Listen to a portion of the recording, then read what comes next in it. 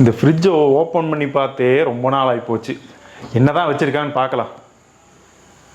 எப்பா பாருங்க, எல்லாம் கசகசன்ட்டு உங்களுக்கு பக்கத்துலேயே காட்டுறேன், இப்போதான் புரியும். எல்லாத்தையும் போட்டு அடுக்கி வச்சு சரி என்னென்னலாம் இருக்குது அப்படின்னு பார்க்கலாம். இது காய்கறி காலையில் வாங்கினது. இது முட்டை. என்னது பூவா?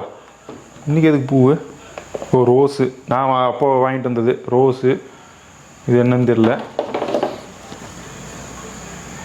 என்ன இருக்குது தெரியுங்களா?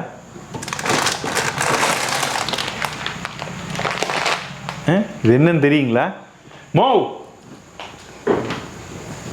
மோவ் எதுக்குடா இந்த கத்துற?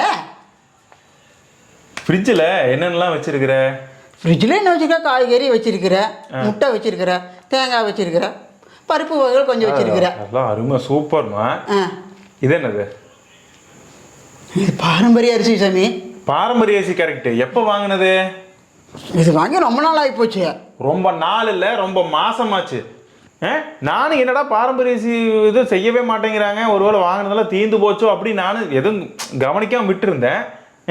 முழிக்கிறப்ப திருன்னு இது இதெல்லாம் என்ன விலை தெரியுங்களா? இது ஒரு பாக்கெட் 100 ரூபாய்ங்க.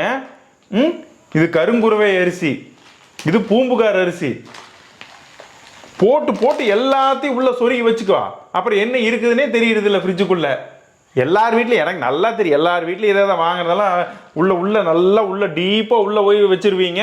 அப்புறம் அதை மறைச்சு முன்னாடி வச்சிருவீங்க, என்னென்ன இருக்குன்னு மறந்து போயிடுறது.